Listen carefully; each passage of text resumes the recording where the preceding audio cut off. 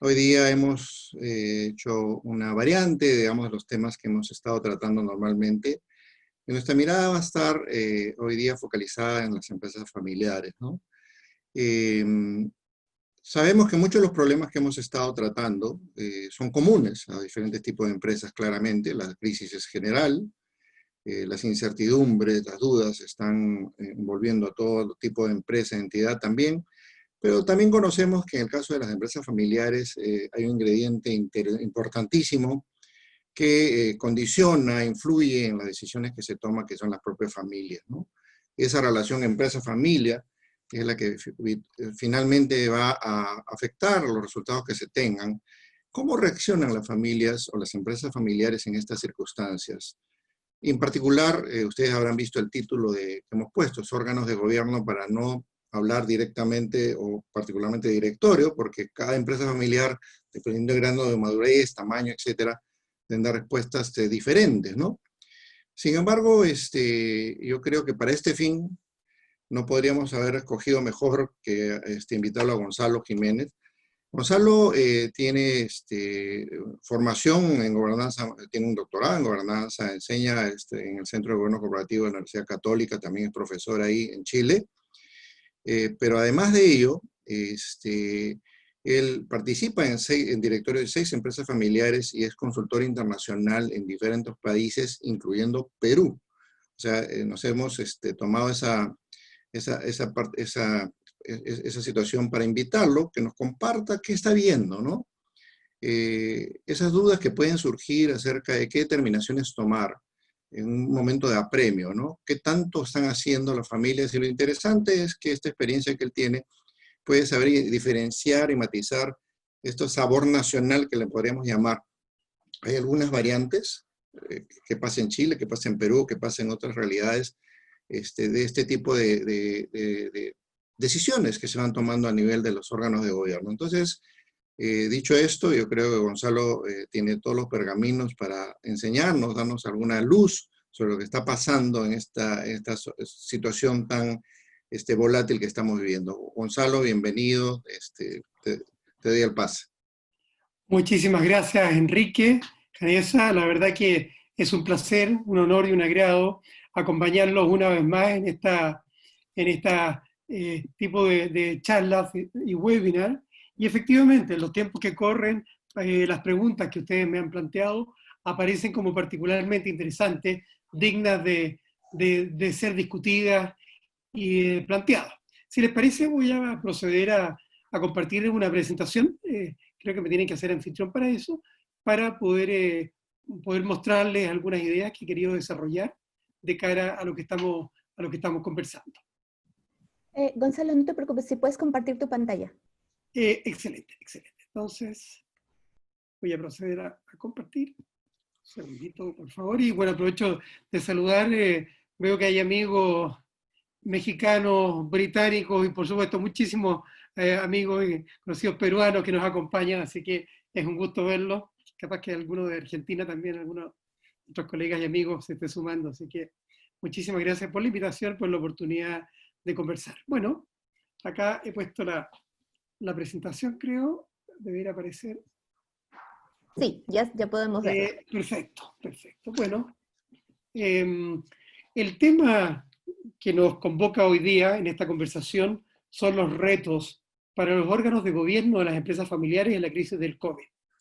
Ahora, tal como lo planteó Enrique, voy a plantear esta conversación también más desde el punto de vista de lo que ocurre para finalmente terminar llegando a los órganos, sobre todo con la idea de poder discutirlos y conversarlos de una manera como más fluida, desde los desafíos, desde las realidades.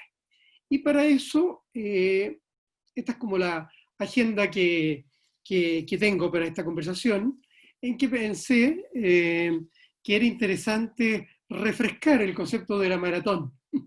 Esas maratones, porque estamos corriendo una maratón que no sabemos, la otra son 42 kilómetros y medio, pero esta no sabemos cuántos kilómetros nos quedan, cuánto hay por delante. Entonces, de cara a una crisis duradera, y de cara a eso, voy a plantear algo que va justamente en línea con el artículo que Enrique y Janessa habían ahí descubierto, que escribí hace un año y medio o por ahí, respecto a lo que deben saber los directorios frente a temáticas de innovación y desafío y de planificación estratégica. Hay varias ideas que están escritas ahí y que me ha encantado de compartírselo. Bueno, Enrique y Janessa lo tienen, entonces se lo pueden pedir directamente. Si no, les devuelvo aquí, ahí pueden anotar mi correo, me pasan un correo y feliz de compartírselos cuando quieran, ¿eh?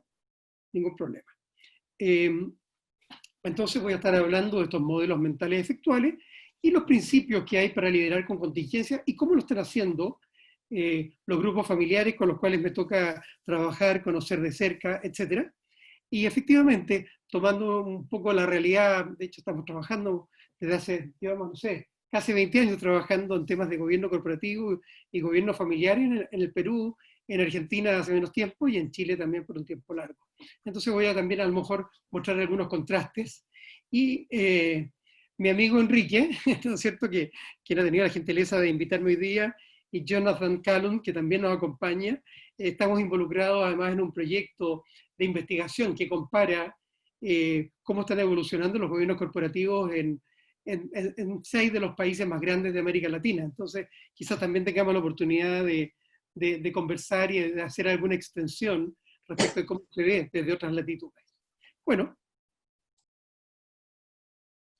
una maratón tiene que ver con correr la distancia.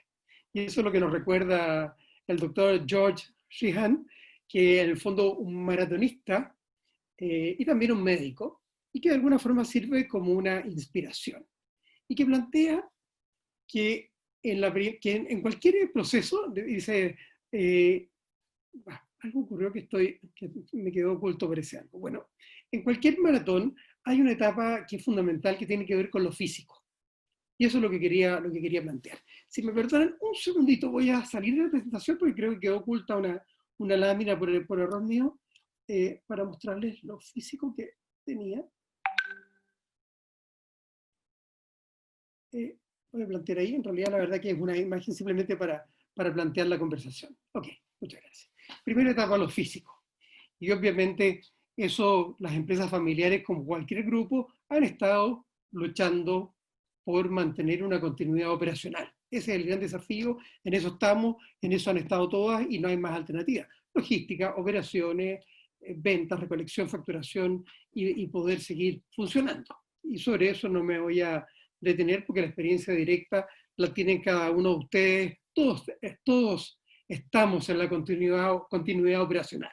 Por eso quiero enfocarme más en lo estratégico y de ahí conectarme más a la governance, que son planos más abstractos, ¿no es cierto?, de discusión y conversación.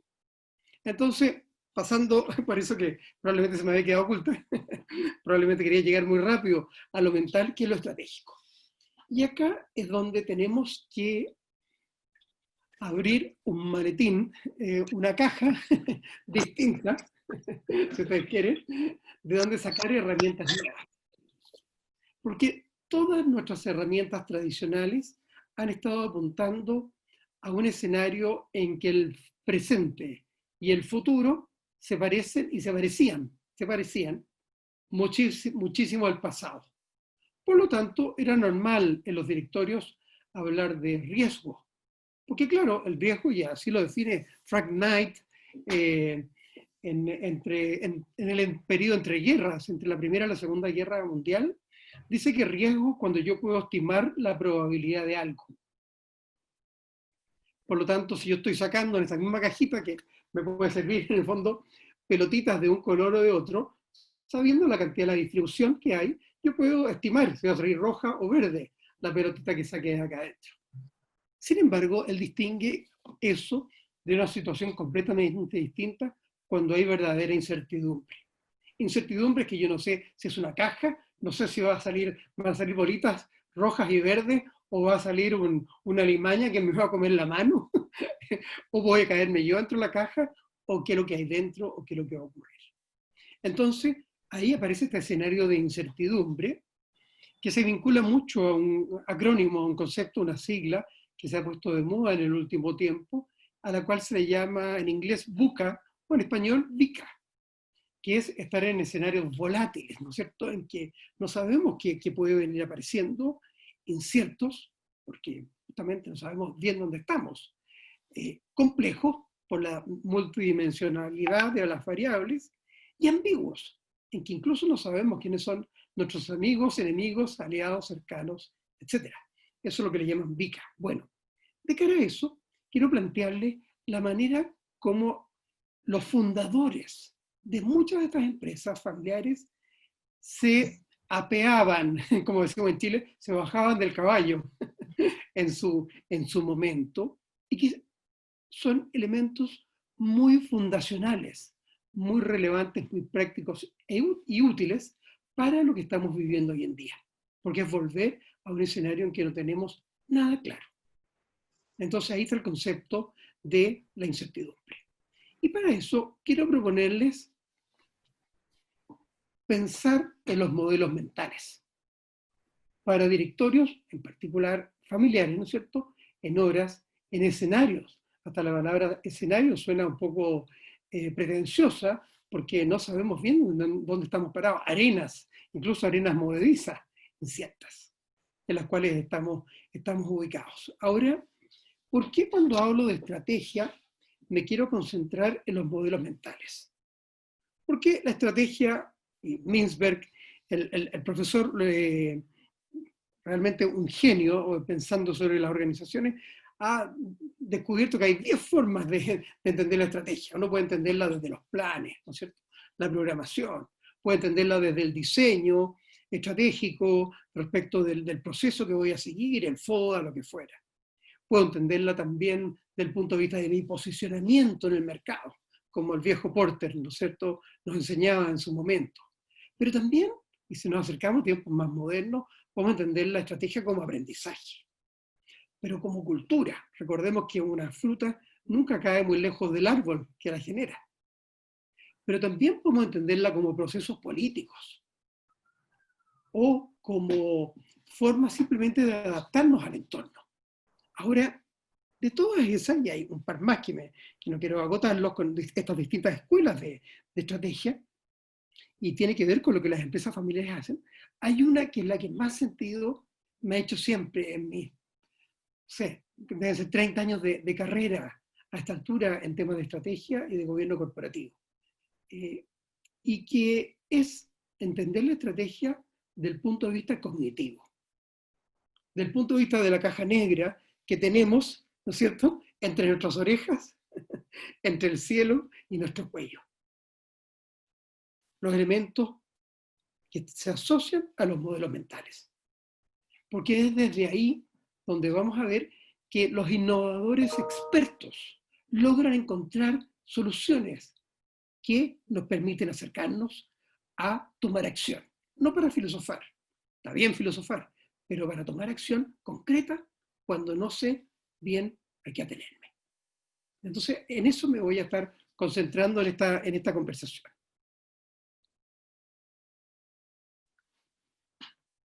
Uno puede pensar que en realidad no sabemos cómo son las cosas, en realidad. Solo sabemos algo o aquello que construimos internamente, según nuestra forma de interpretar la realidad. Esto es como la caverna de Platón.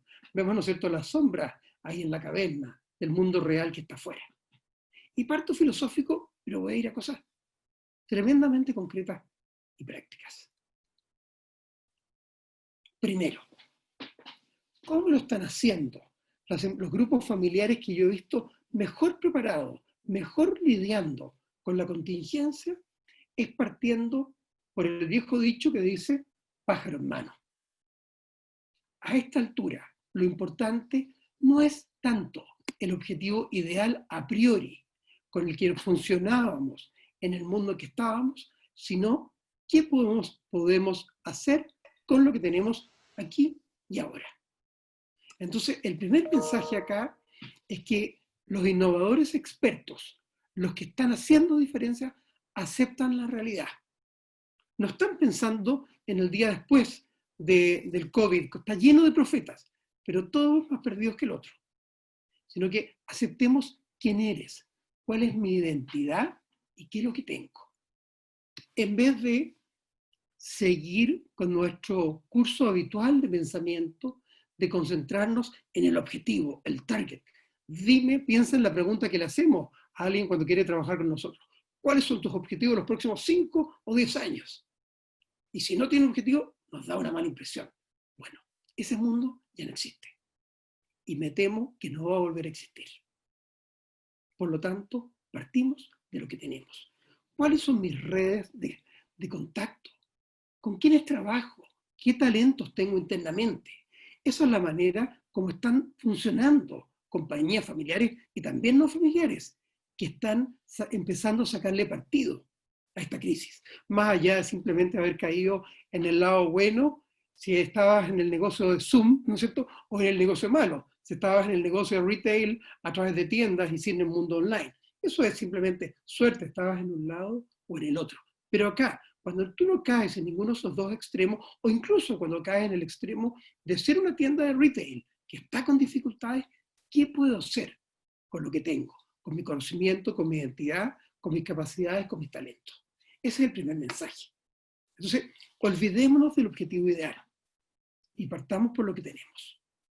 Y particularmente por nuestra propia identidad, incluyendo nuestra propia propuesta de valor. Eso es lo que están haciendo, cuestionándose qué es lo que es nuestra propuesta de valor en este contexto. Para poder ir dejando espacio, voy avanzando un poco más rápido.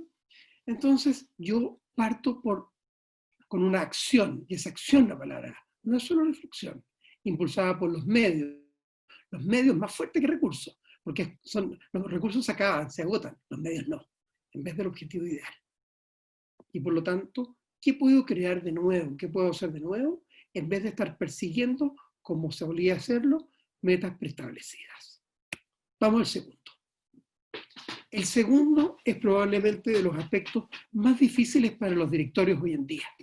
En vez de mantener nuestra fijación con el retorno esperado, dime cuál es el TIR, dime cuál es el BAN de este proyecto, dime cuál es el payback.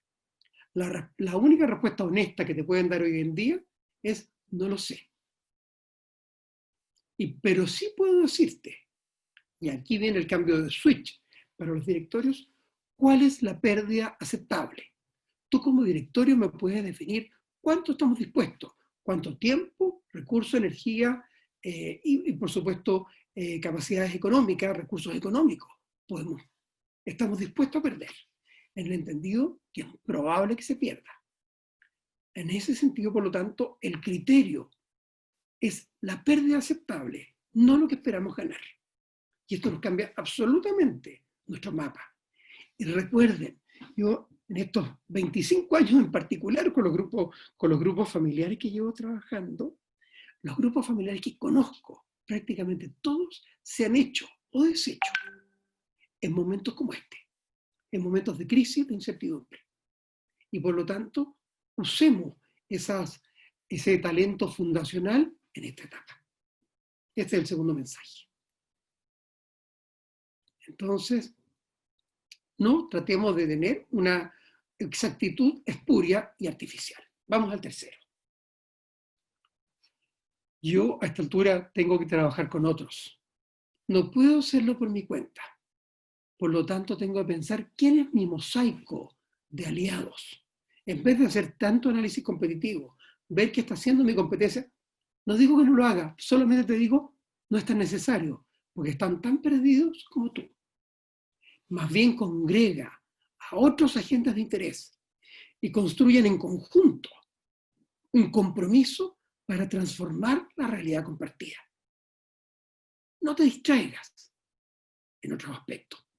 Por lo tanto, tiene que ver con interacciones colaborativas y negociaciones con stakeholders, ¿no es cierto?, dispuestos a hacer compromisos reales y aportar para concretar proyectos modestos. ¿Por qué? Porque están en función de la pérdida aceptable.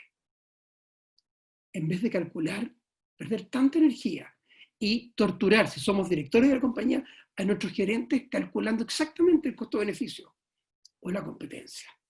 Entonces, es un cambio a esta altura.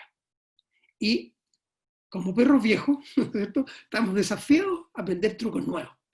¿Y qué quieren que les diga, estimados? Es una tremenda oportunidad de vida. Es rejuvenecernos, es refrescarnos, es reinventarnos.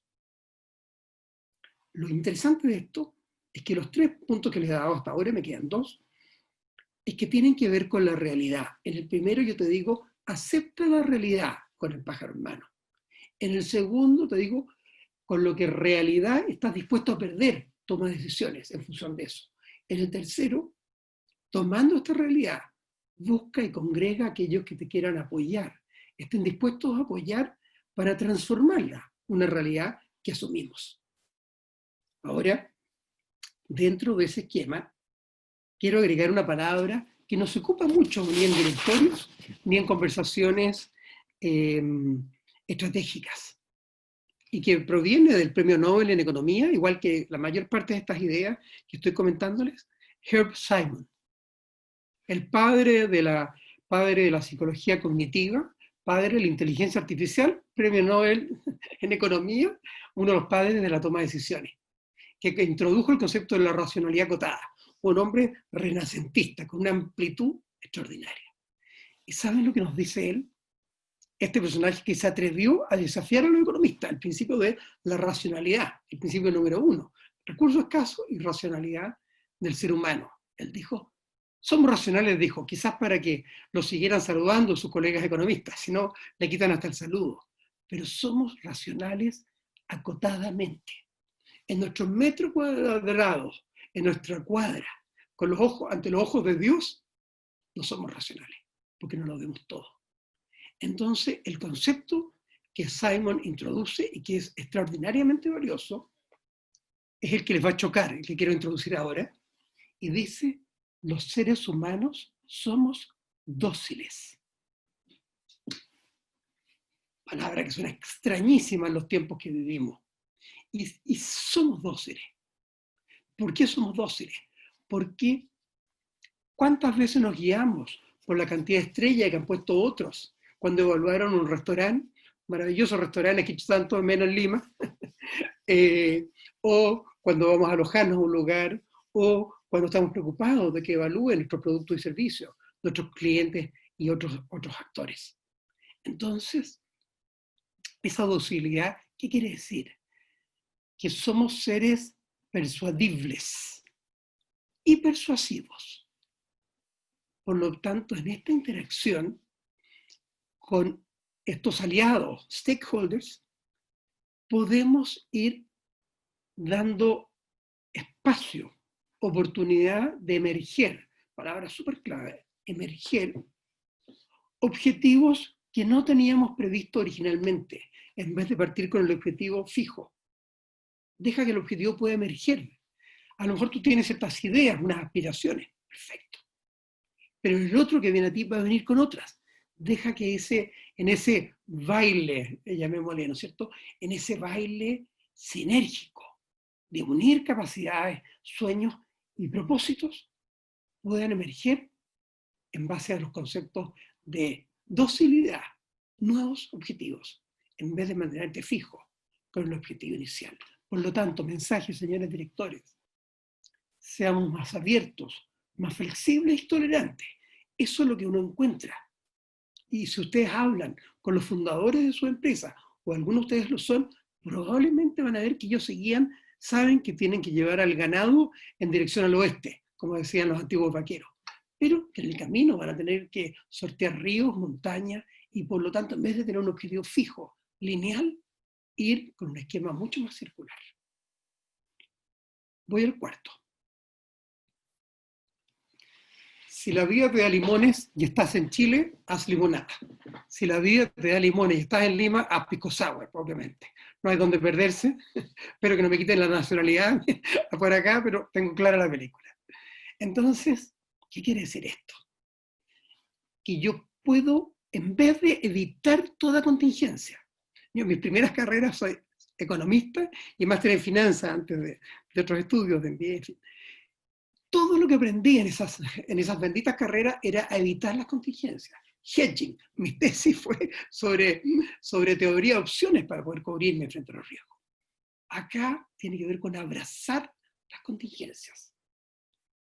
Aprovechar los problemas, no solo como oportunidades, como el viejo dicho chino que ya está tan repetido, sino como feedback para reconectarte con la realidad. Entonces, en vez de intentar aislar tu negocio, ni evitar toda contingencia, aprovecha esas interacciones que te van entregando. En realidad te entregan feedback, te entregan feed forward, ¿no es cierto? Te impulsan hacia adelante. Entonces, toma ventaja de las sorpresas. Míralas como fuente de nuevos medios, recursos y oportunidades. Y en función de eso, no pierdas energía tratando de evitarlas, neutralizarlas o controlarlas. Si yo les preguntara rápidamente a ustedes hacer un gesto con su mano para tratar de reflejar equilibrio, a ver si alguno quiere hacerlo. A Yanisa la tengo ahí en la imagen. Yanisa, dibuja con tu mano equilibrio en el aire, un segundo, por favor. ¿Cómo dibujarías el equilibrio? Perfecto. Muy bien. Y otros podrían dibujarlo así, ¿no es cierto? O así. ¿Cómo dibujan el equilibrio los taoístas?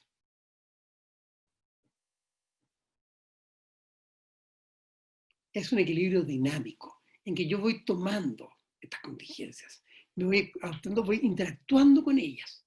Y nuevamente como feedback y reconexión con la realidad. Paso al último principio. Piloto en el avión se llama. En vez de intentar predecir, que ya vemos que es espurio y absolutamente fútil, ¿no es cierto?, en los momentos que pasamos, tiene que ver con intentar controlar dónde estoy parado. Yo puedo aspirar a transformar la realidad. El entorno no es un dato, como lo creemos, como lo usamos como supuesto o presupuesto en nuestra toma de decisiones.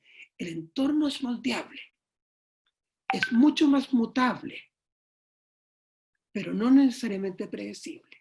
Si yo logro controlar, quizás logre predecir, pero no puedo intentar predecir para intentar controlar. Suena como un trabalengua, pero es muy distinto. Es muy significativa la diferencia. Por ejemplo, mi mujer es una gran jardinera, tenemos una parcela a una hora acá de Santiago, de nuestra casa, y ella no puede predecir el clima, las terribles sequías que hemos vivido, etc. Pero sí logra controlarlo con un precioso invernadero que diseñó y construyó.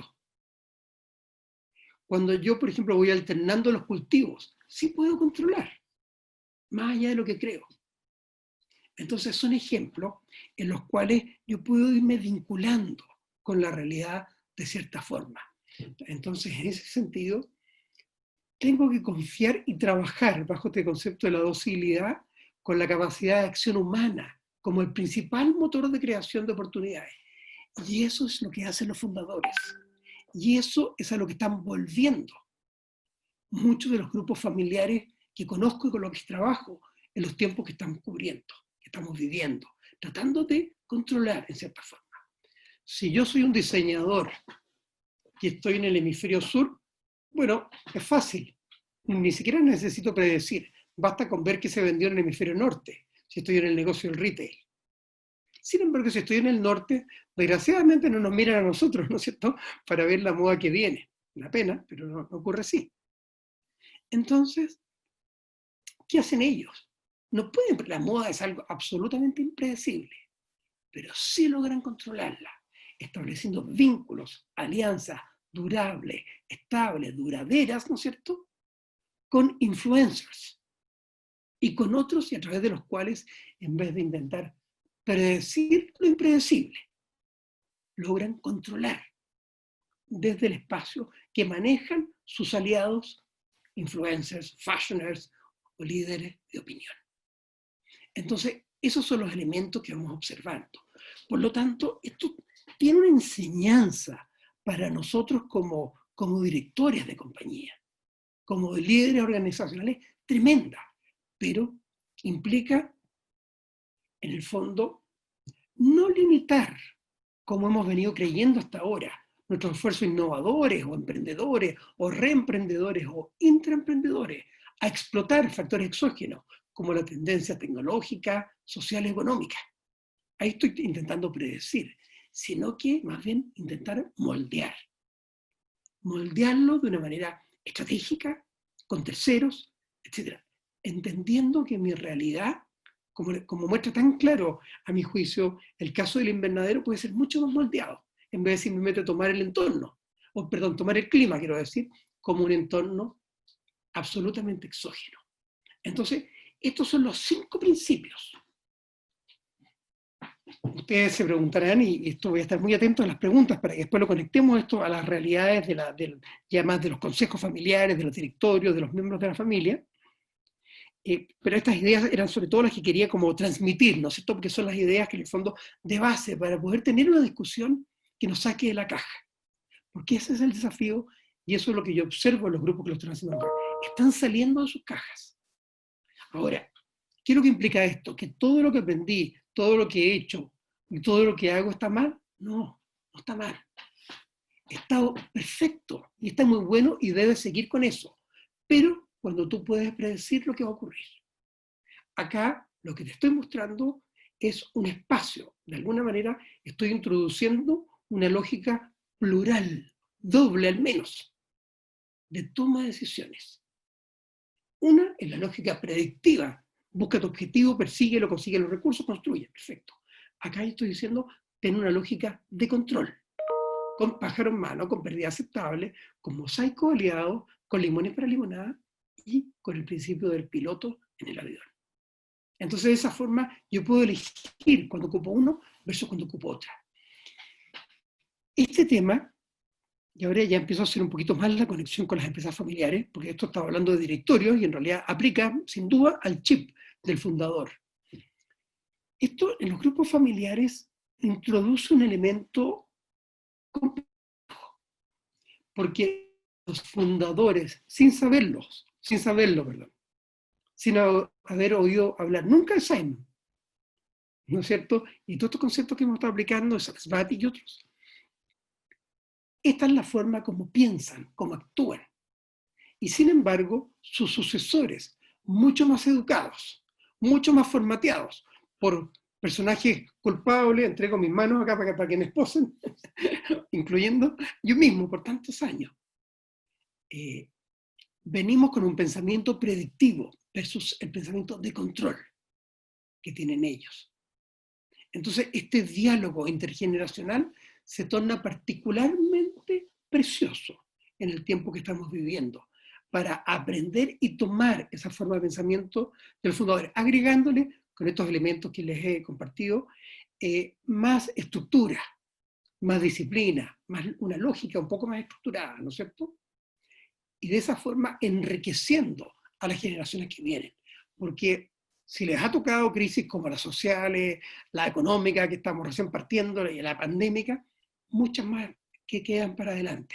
Por lo tanto, con mayor razón, tenemos que conectarnos con ese mundo, con ese espacio. Entonces, eso es lo que quería decir respecto de los modelos mentales. Y el mensaje acá es atrevernos a explorarlos y aceptar la realidad sin perder la oportunidad. Y esto no es una oportunidad que tenemos que descubrir, sino que tenemos que crear. Acá estamos hablando de crear, no descubrir oportunidades. Es una diferencia fundamental de transformar esa realidad a nuestro favor. Y la última etapa, recuerden el maratonista, lo físico, las piernas, ¿no es cierto? Lo mental, voy a llegar, ¿no es cierto? Y después lo valórico, solo el corazón te sostiene para llegar. Es hacerse la pregunta. Es una pregunta, hacerse la pregunta en forma honesta, en forma abierta, en forma, yo diría, dócil. Vuelvo a tomar la palabrita. ¿Somos realmente necesarios? ¿Aportamos realmente a la sociedad? ¿Es valorada nuestra entrega?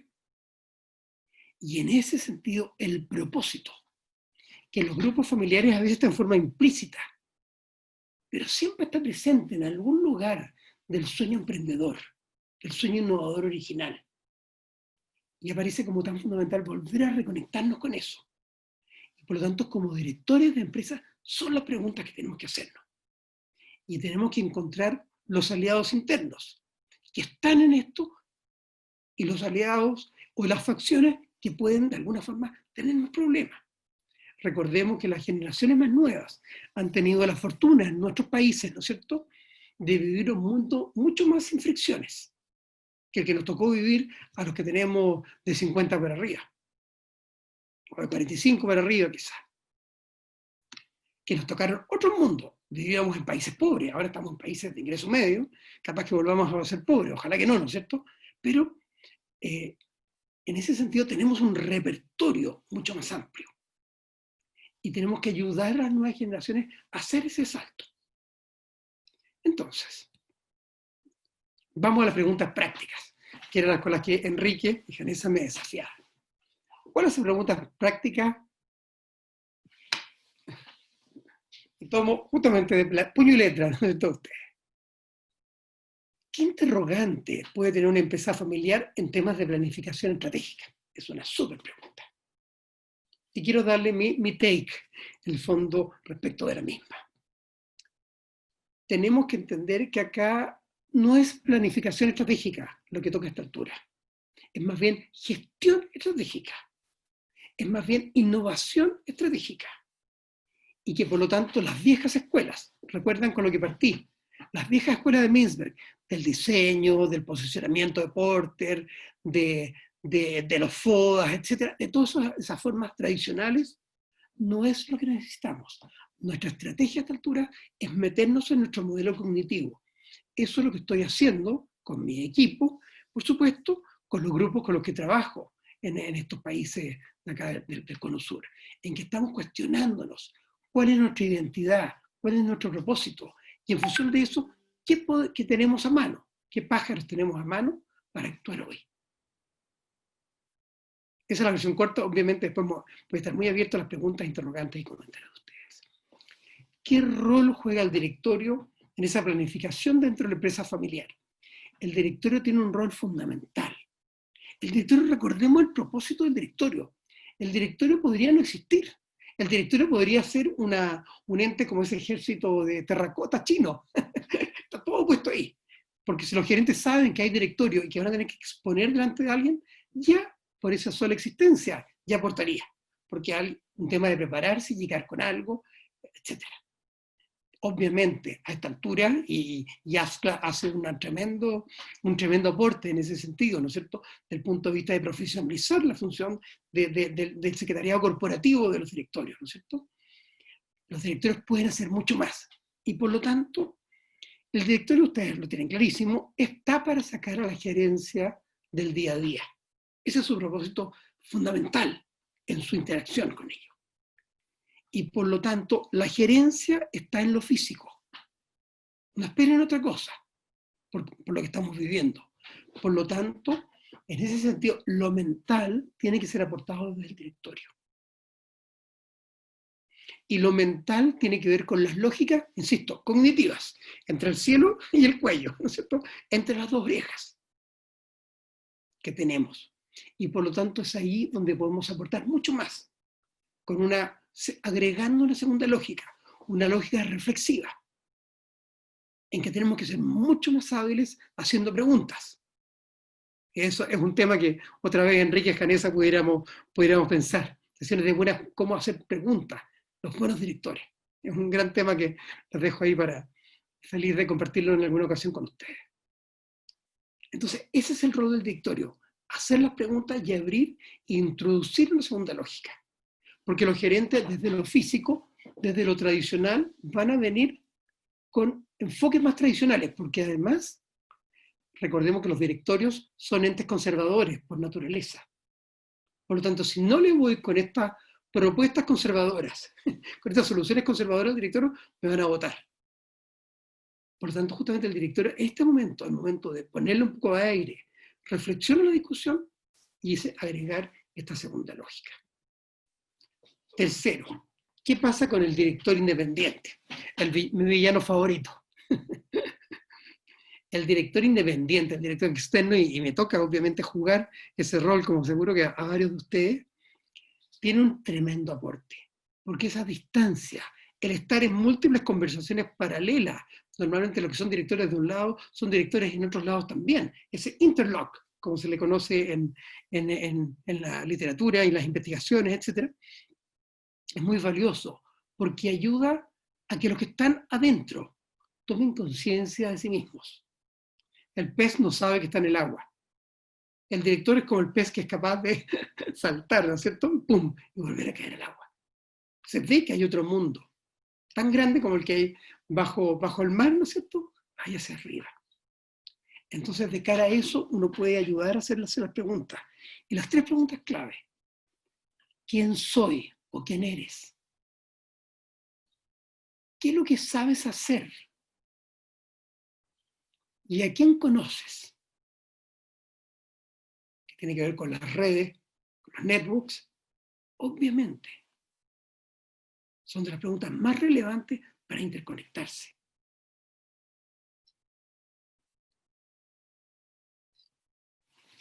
Perdón, quiero volver, pero sí, creo que me quedan 3 minutos o 4 minutos. Sí, sí. Hazme con la mano, Vanessa. Si podemos en 3 minutos, estaría genial. Está perfecto, en 3 minutos. Entonces, de cara al rol del directorio y el directorio independiente, quería agregar algo que creo muy fundamental. Ya he estado hablando de la realidad en sus distintas versiones, como ustedes pueden ver. He estado agregando el rol reflexivo. Ahora, quiero agregar 2 palabritas ahí clave, que como directores independientes debemos sumar. Y de hecho, acabo de escribir una columna que la acaban de publicar en Santiago, en el diario La Tercera, y mi amigo Fernando Todd, que creo que todavía nos acompaña, o por lo menos lo vi al principio, no sé si lo veo, no lo alcanzo a ver acá con las caras que veo. Justamente me hacía una entrevista muy interesante esta mañana para el programa de radio que tiene muy exitoso en México, y que se llama Innovación y Resiliencia, o Resiliencia, nunca sé cómo debo pronunciarlo. Se conía, bueno. Innovación y resiliencia son 2 palabras clave. La resiliencia es conectarnos con nuestro dolor, con nuestras dificultades, y ese es lo que nos da la fuerza. Hace muy pocos días salieron filmaciones muy cerca de mi casa, andaba un puma, bajó un puma de la cordillera y andaba en un colegio muy cerca de mi casa. Yo practico Kung Fu hace muchos años, y con mi maestro nos conectamos en el fondo, y al fondo de mi jardín, para no molestar aquí en la casa, tener mi espacio. Y estos días, no crean que me he preguntado, ¿qué pasa si me aparece el puma? El puma, hay un riachuelo que corre por atrás y por ahí podría venir el puma, etc. Entonces, y a lo que pienso, la respuesta que me doy para quedarme tranquilo quizás, es que espero que mi resiliencia, la conexión con el peligro, con el dolor, con el temor, con la amenaza, ¡pah!, me diera armas para defenderme. Entonces, esa es la resiliencia. Conexión, eso nos da el impulso para saltar. Y la innovación, que son los métodos innovadores que les he estado compartiendo en los 5 puntos principalmente que he presentado, es el que nos da la disciplina, la forma de jugar este partido. Y finalmente, y es súper importante la última pregunta, así que a lo mejor para el final, ¿qué impacto tienen los planes de sucesión en la planificación estratégica? Lo que vengo diciendo en muchos de los directorios que me siento y en distintos espacios en que me invitan o me convocan, en fin, es que los líderes unilineales, monolineales, en un ámbito, cuando uno se conecta con el mundo familiar, quedan cortos. En el mundo familiar el liderazgo tiene que ser sistémico. Tengo que entender en el fondo relaciones. Puedo ser el mejor profesional. Un hermano me decía, un primo de un grupo de primos, un grupo muy grande, me decía, bueno, yo no tengo ningún problema que me saquen si el directorio encuentra que hay uno mejor que yo. Es que ¿sabes lo que pasa? Acá no es que tú seas mejor o peor, sino si tienes la capacidad sistémica que requiere de cara al mundo familiar y de cara también al mundo que estamos viviendo. Por lo tanto, cuidado con seguir el piloto automático, con que el second in command, que seguía, el que obviamente venía, sea el nuevo líder. Porque esas son preguntas que tenemos que hacernos. No son evidentes. me toca participar en muchos procesos de sucesión y estamos cuestionándonos profundamente el tipo de líderes que requerimos para adelante. Y a veces los líderes forjados en la antigua escuela de los líderes actuales no son necesariamente, a menos que tengan o capacidades innatas o se entrenen con estos otros pensamientos y estas otras lógicas de discusión de planificación estratégica. Por lo tanto, claramente la pandemia nos lleva a un sentido de urgencia en estos planes de sucesión, porque ninguno tiene la vida comprada. Ustedes en el Perú tienen una fortuna, pero cada fortuna tiene una infortunia, un infortunio, llamémosle, que acompaña. Tienen la fortuna de que no tienen impuesto a la herencia. En buena parte de Argentina tiene varios casos especiales, pero en buena parte de Argentina, en Chile y en muchos otros países, tienes que entregar el 25% de la propiedad de tu empresa al fisco, con impuesto a la herencia. Has pagado toda la vida y vuelven a pagar tus hijos cuando heredan lo que tú construiste para ellos. Ustedes no lo tienen. Por lo tanto, muchos de los señores fundadores no tienen sentido de urgencia. En estos países que tienen impuesto a la herencia, tienen que hacer la transferencia temprano. Entonces, por lo tanto, empieza a transferirse la propiedad. Y cuesta que se vayan empoderando, que se vayan sintiendo dueños. Pero de a poco se va logrando. En el Perú me ha tocado con muchos clientes que se mueren con la propiedad de las empresas. Por lo tanto, el proceso de sucesión parte cuando ya es demasiado tarde. Mientras antes mejor, porque así el fundador puede aportar, puede acompañar. Y en eso, no he hablado nada de los órganos al final, salvo el directorio, porque los órganos familiares tienen un rol clave, el consejo familiar. Porque el consejo familiar, por definición, es un órgano reflexivo, que no está en el día a día, que no toma decisiones de cara a los negocios, sino de cara más bien como accionistas se plantean. Y por lo tanto, es muy importante que ayude a ir haciendo las preguntas de cara a la sucesión, de cara a los liderazgos y de cara a las propias estrategias en los tiempos que estamos viviendo. Muchísimas gracias por su paciencia. Quedo muy atento, voy a dejar de compartir, a sus preguntas y comentarios. Espero que el tiempo haya andado bien, Enrique, me dicen. Sí, muchas gracias, Gonzalo. Sí, todavía tenemos unos minutos más y justo te quería compartir algunas preguntas que nos han hecho por el chat. Excelente, Algunos de los participantes que están aquí presentes con nosotros. A ver, inicio con uno que está más o menos relacionado a lo que comentabas ahora de los planes de sucesión dentro de las empresas familiares. Hay una consulta, me dicen, ¿cómo hacer para que los hijos puedan involucrarse más en el negocio? ¿Qué consejos nos podrías dar desde tu experiencia? Por supuesto, la respuesta depende de la edad de los hijos. Lo primero es ganar propiedad emocional, conexión emocional. Y esa conexión emocional es cuando uno, me acuerdo de una heredera, una de las empresas más grandes del sector lácteo en el Ecuador, me decía, yo le tengo un amor a la empresa porque aprendí a montar en bicicleta en la planta. Entonces, eso es conexión emocional. Las prácticas de verano, acercamientos, etc. Obviamente hay desconexión cuando la empresa es la que se roba al padre o a la madre. Cuando la empresa es el hijo mayor o la hija mayor para algunos empresarios. Por ahí parto. En segundo lugar, cuando ya los hijos obviamente están más avanzados, la receta tradicional, y yo estoy de acuerdo con ella, es que los hijos vayan a trabajar fuera. Hoy en día yo diría 3 años. Antes había que mandarlos 5 años, porque ha cambiado el mundo. Hay que darles un pequeño tip. ¿Por qué ha cambiado el mundo? Porque antes tú tenías demasiados que querían venir al mundo familiar. Las familias eran más grandes, había menos oportunidades, por lo tanto la empresa familiar era un espacio. Hoy en día, a veces yo les digo a algunos fundadores, oye, tienes que darte con una piedra en los dientes de que tu hijo quiera, o tu hija quiera venir a trabajar contigo. Porque tienen miles de opciones, mira lo talentosa que es, mira lo que ha hecho, mira el mundo que se le ha abierto. Entonces yo creo que el periodo no debería ser tan largo hoy en día en ese sentido y tiene que ser un lugar atractivo, transmitir positivamente, creo que es importante. Y si ya empezamos a pensar más en la sucesión, a mí me gusta la sucesión sin desaparición. Lo repito para que se entienda. Sucesión sin desaparición. Eso quiere decir en que de alguna manera las nuevas generaciones van acompañando por un periodo. Y cuando los seniors ya no están, siguen los otros. Y no se nota la diferencia. En el buen sentido de la palabra. porque hay continuidad.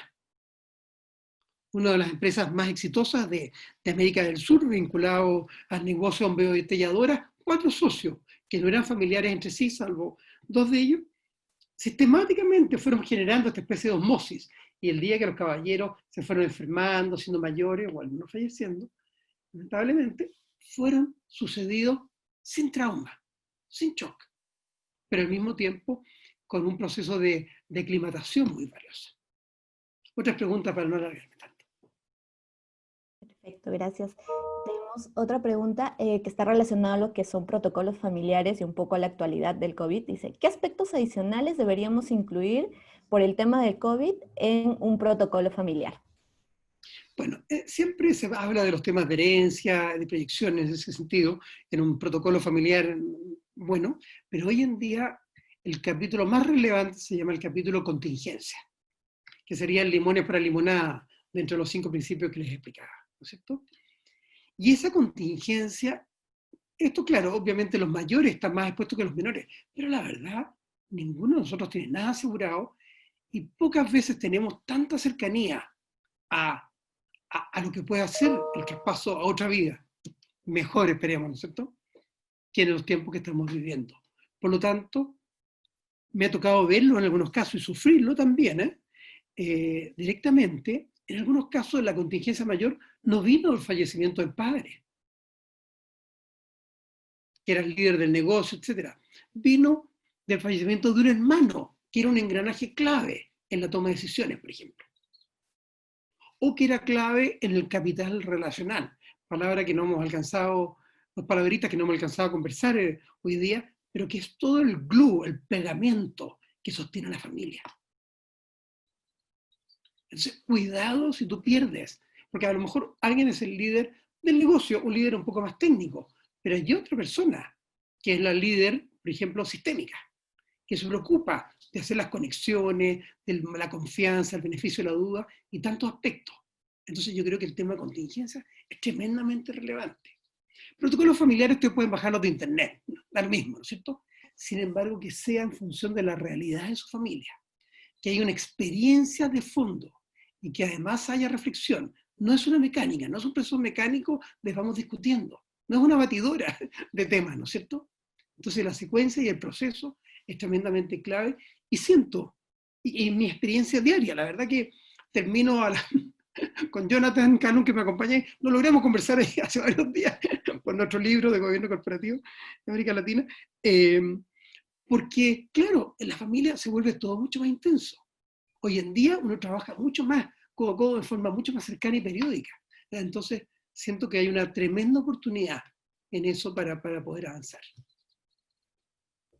Perfecto, ya para ir cerrando un poco, te hago otra pregunta que tenemos que dice, ¿qué has observado en tu experiencia respecto al comportamiento de las familias y los directorios u órganos de gobierno? ¿Se mantienen? ¿Han cambiado?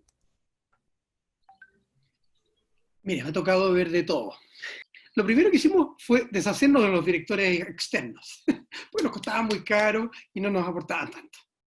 Entonces dice, ok, si no te aportaban, bueno, quizás deberías haberlo hecho hace mucho tiempo. Pero por otro lado, si estás ante situaciones nuevas y obviamente tienes que ampliar y salir de la caja, esas miradas externas te aportan muchísimo. Entonces a lo mejor tu tabla en las arenas movedizas que estamos, el palito del cual te puedes colgar para salir, ¿no es cierto? Lo estás perdiendo. Gente que te conoce, que te estima, que te acompaña. Entonces siento que eso es un tema en que me ha chocado mucho. Sin embargo, otras, las más profesionales, la verdad, yo diría que le están sacando mucho partido, organizándose mucho más, obviamente, además de los clásicos comités de contingencia, ¿no es cierto?, que han aparecido en muchos lados los tiempos que corren, de cara a repensarse el negocio, de cara a esas preguntas que les hacía. ¿Qué tan necesarios somos? ¿Aportamos? Y me hago una pregunta. Hay algunos días siempre ando yo, entre todas mis actividades, medio corriendo, pero cuando iba a mi oficina, llegaba y a veces decía, hoy día sé que vamos a ver si es que tengo los pantalones bien puestos, decía. Les decía a mis colegas cercanos. Me quedaban mirando con una cara muy rara, entonces decía, sí, porque se me quedó el cinturón en la casa. Entonces, ¿qué símil hago con ese pequeño chiste, perdonen la confianza? Pero el símil es que vamos a ver cuán necesarios, relevantes somos. Y esa es una pregunta cuya respuesta no depende del entorno. No es el entorno el que nos va a seleccionar, sino que depende de nosotros mismos. Entonces, si hay un mensaje que me gustaría dejarlos para no quitarles más tiempo, es el concepto de empoderamiento de su rol, del valor que tiene, y desde el punto de vista de las familias empresarias que nos acompañan, de nutrirse, de acompañarse. No de técnicos. Los técnicos a esta altura, salvo que sean técnicos en COVID, técnicos en cosas muy específicas, y para eso los prende y los apaga cuando los requiere, es traer gente que te apoye en tu mundo reflexivo, que te haga las preguntas y te acompañe en ese sentido. Eso es lo que puedo decir. Muchas gracias, Gonzalo, por tu tiempo. De verdad, súper interesante todo lo que nos has compartido. No sé si quieres agregar algo adicional para ya ir cerrando el webinar. Muy cortito, yo diría que te pediría si puedes compartirles el artículo ese que ustedes mismos, nosotros como ASCLA, destacaron en LinkedIn, y en la columna de innovación y resiliencia, que creo que les podrá hacer mucho sentido. Perfecto, sí, Y no, nosotros lo compartimos. por favor, y obviamente escríbame con toda confianza, mi correo es el más evidente, gjimenez@proteo.cl, así que lo que quieran, feliz, yo soy profesor, sobre todo, entonces feliz de interactuar y compartir. Así que muchísimas gracias, un honor y un agrado.